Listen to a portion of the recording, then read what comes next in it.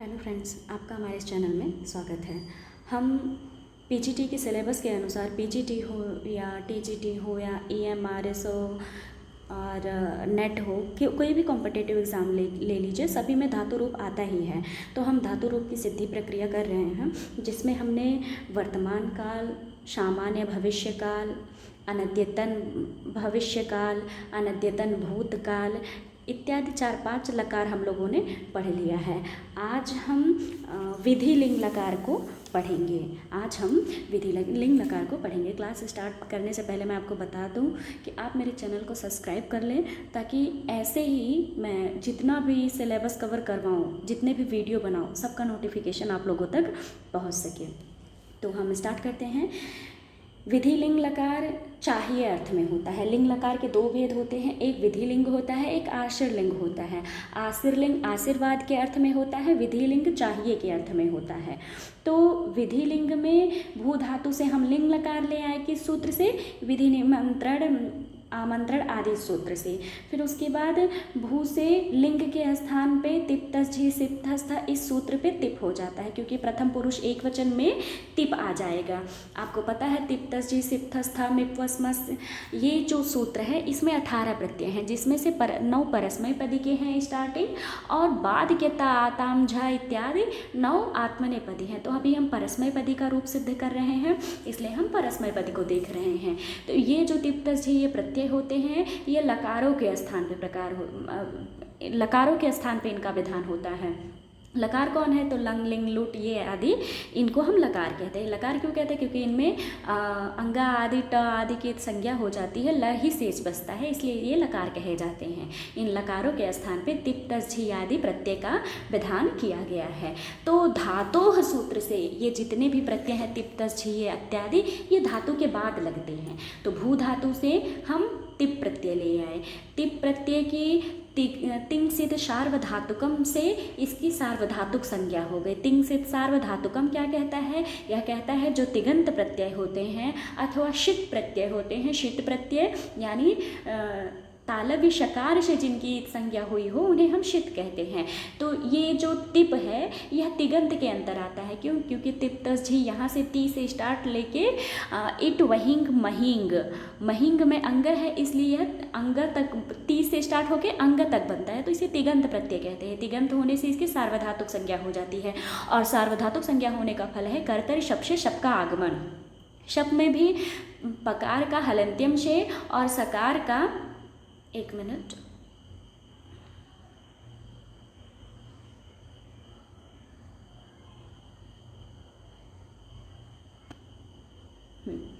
शकार के लशक को तद्धिति से और पकार का हलंत्यम से संज्ञा होकर तस्य लोपा से लोप हो जाता है।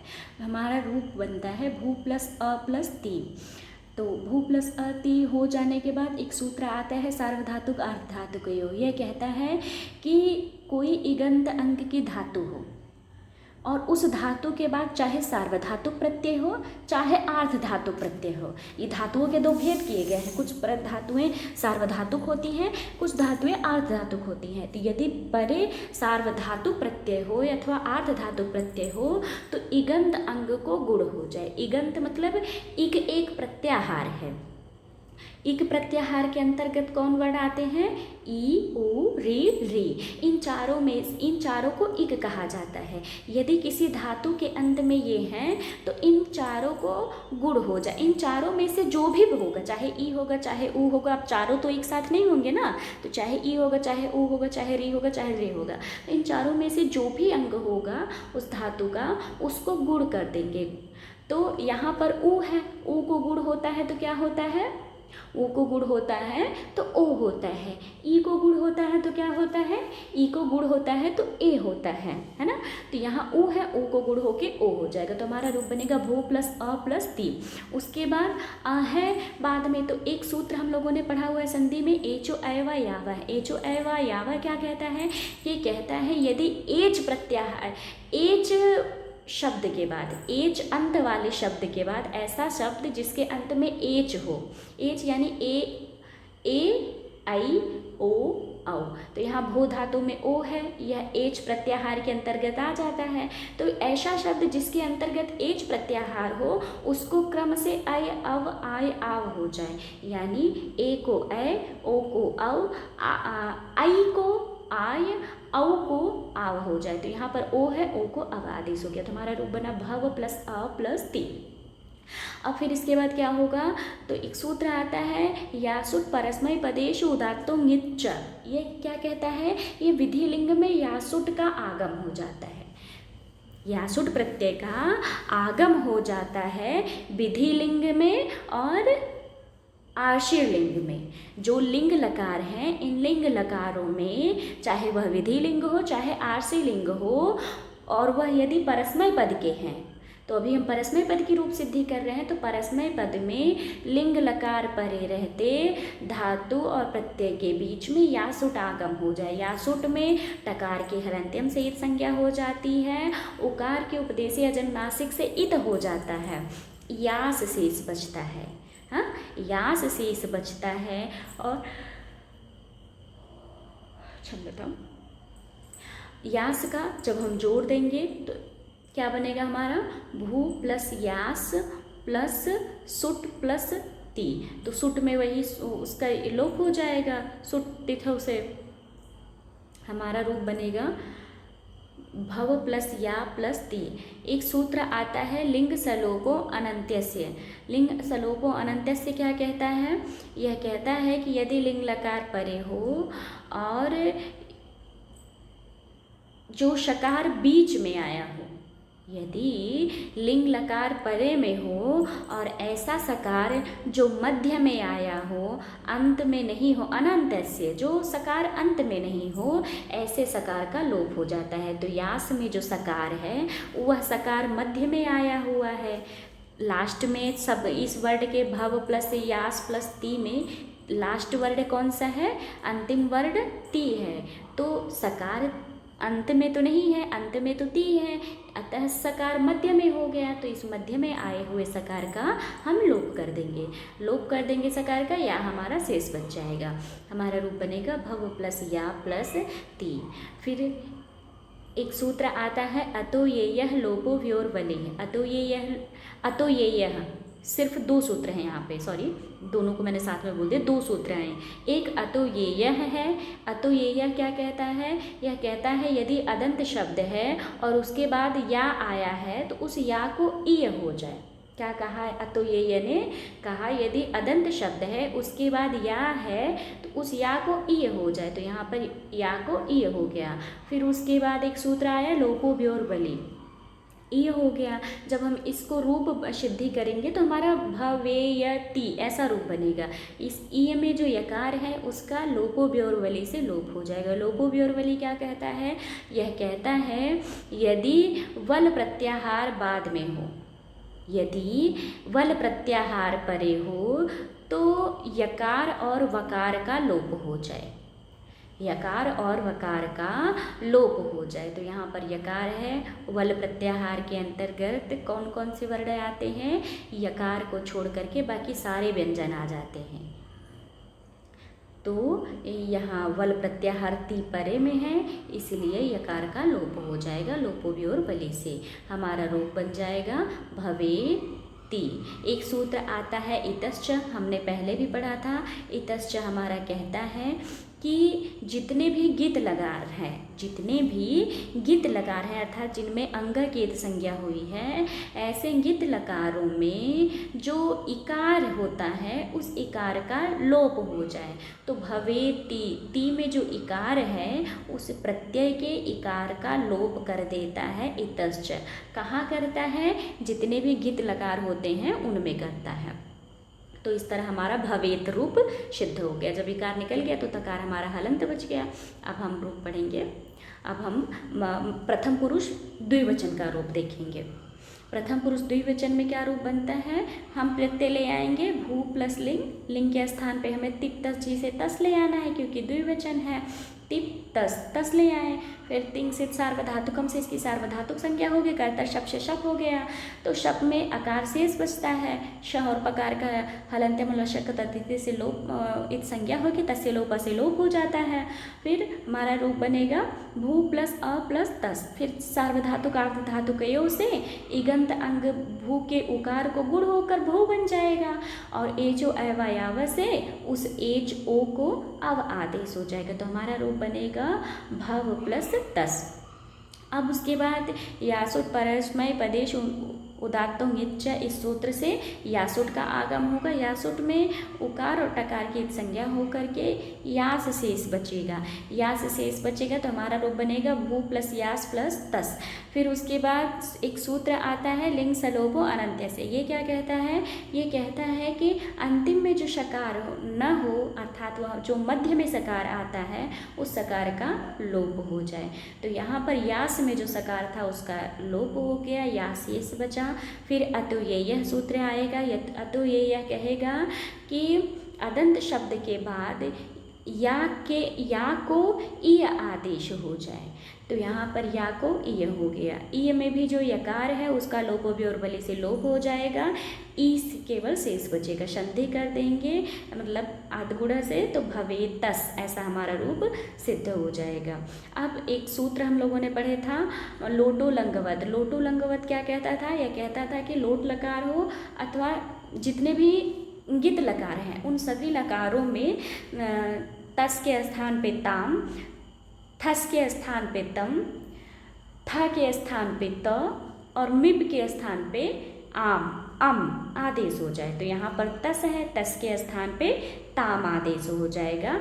तस थस, थस में पाम, ताम तम ताम, इस सूत्र से। तो भवे ताम हमारा रूप सिद्ध हो गया। फिर आइए हम प्रथम पुरुष बहुवचन रूप देखेंगे। प्रथम पुरुष बहुवचन में हम झी प्रत्यय ले आएंगे।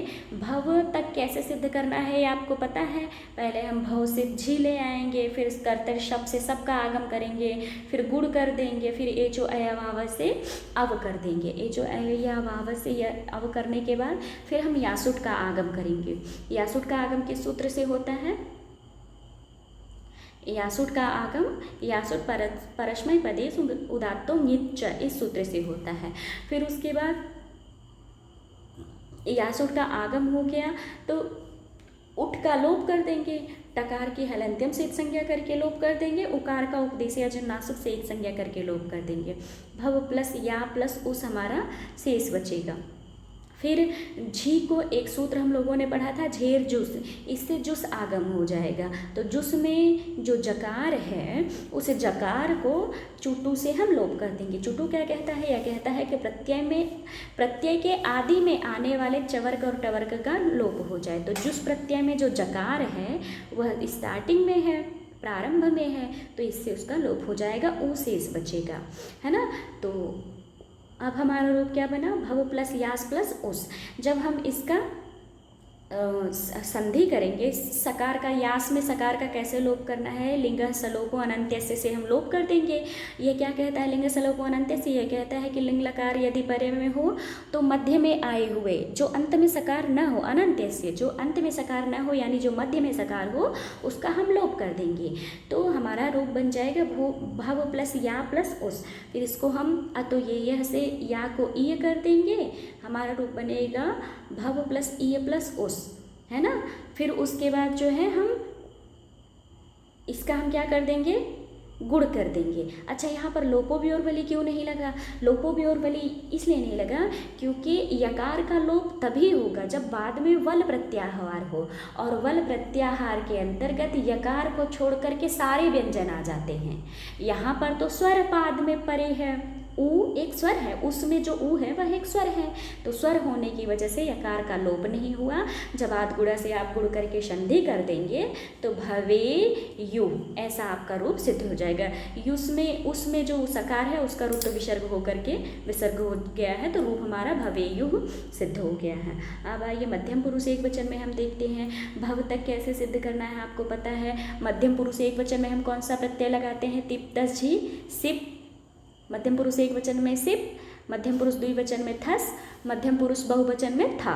तो मध्यम पुरुष एक वचन में हम सिप ले आए। अच्छा, भू से हम सिप ले आए, फिर उसको हम क्या किए, सिप लाने के बाद पकार की संज्ञा कर दिए, सी शेष बचा है। फिर तिंग सित सार्वधातुकम से हम सार्वधातुक संज्ञा करेंगे। सार्वधातुक संज्ञा करने का फल होगा कर्तर शप से शप का आगमन, सप में सकार और पकार की इत संज्ञा हो के तस्लोप से लोप हो जाएगा। हमारा रूप बनेगा भू प्लस अ प्लस शी। फिर उसके बाद हम क्या करेंगे, सार्वधातुक अर्धधातुक से उकार को गुण कर देंगे, भू प्लस अ बन जाएगा, भू प्लस अ प्लस सी। फिर एचो एवा यावा से अब आदेश कर देंगे, तो हमारा रूप बनेगा भव प्लस अ प्लस सी। फिर यासुट परस्मय पदेश च, इस सूत्र से हम यासुट का आगम किए। यासुट में टकार के हलंत्यम से संज्ञा कर दिए, उकार के उपदेशीय जो नासिक से संज्ञा करके तसेलोपा से लोप कर दिए। तो हमारा रूप बचा क्या, भव प्लस अ प्लस यास प्लस सी, ऐसा हमारा रूप बना। यास में सकार है वह मध्य में आया हुआ है, तो सलोपो अनंत्यस्य से हम मध्य में आए हुए सकार का लोप कर देंगे, तो हमारा रूप बना भव प्लस या प्लस सी। अब फिर यह अतो ये यह से हम या को या आदेश कर दिए, तो हमारा रूप बन गया भव प्लस ई प्लस सी। फिर लोपो ब्योरबली यहाँ लग जाएगा, लोपो ब्योरबली यहाँ पर लग जाएगा, तो यकार का लोप हो जाएगा, ई शेष बच गया, तो भवे सी, ऐसा हमारा रूप बन गया। फिर आदि गुण से हम गुण कर देंगे, भवे है इतश्च से हम सकार का, सकार में जो इकार है इतश्च से उस इकार का लोप कर देंगे, और जो ये हलंत सकार बच गया उसका रुत्व विसर्ग करके भवेह रूप हम सिद्ध कर लेंगे। फिर उसके बाद हम देखेंगे कि भवेतम और भवेद, मध्यम पुरुष द्विवचन में भवेतम बनता है, मध्यम पुरुष एक वचन में भवेद, बहुवचन में भवेद बनता है। तो भव कैसे सिद्ध करना है ये आप सबको पता है, भव प्लस अ प्लस यास। जब हम थस करेंगे तो थस थस में पाम, तस थ स्थम मिपाम ताम तम तामह, इस सूत्र से थस के स्थान पे तम और थ के स्थान पे त आएगा। जब हम तम जोड़ेंगे तो भवेतम रूप बनेगा, और जब हम त जोड़ेंगे तो भवेत रूप बनेगा। ठीक,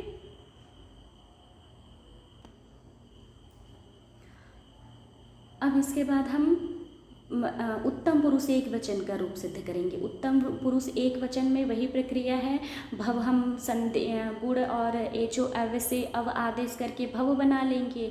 शब का अ है ही, भव प्लस अ प्लस यास का यासुट का आगम कर लेंगे, और उत्तम पुरुष एक वचन का प्रत्यय हम मिप लगाएंगे। मिप वस मस, यह उत्तम पुरुष के तीनों प्रत्यय हैं। तो एक वचन में मिप, द्विवचन में वस, बहुवचन में मस, ये जुड़ता है। तो हमारा रूप बना भव प्लस अ प्लस यास प्लस में। फिर हम इसका यास में जो सकार है उसका हम लोप कर देंगे, लोप करने के बाद मी को अम आदेश कर देंगे तस्थ वाले इस सूत्र से।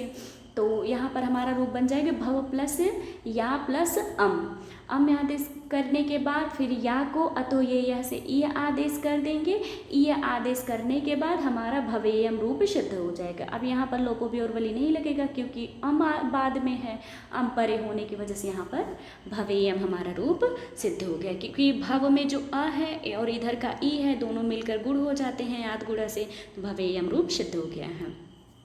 अब हम भवेव और भवेम सिद्ध करेंगे। भवेव भी वही प्रक्रिया है, पूरा सेम टू सेम जैसे आप करेंगे। जब हम वस लगाएंगे तो भवेव बनेगा, और जब मस लगाएंगे तो भवेम बनेगा। ठीक,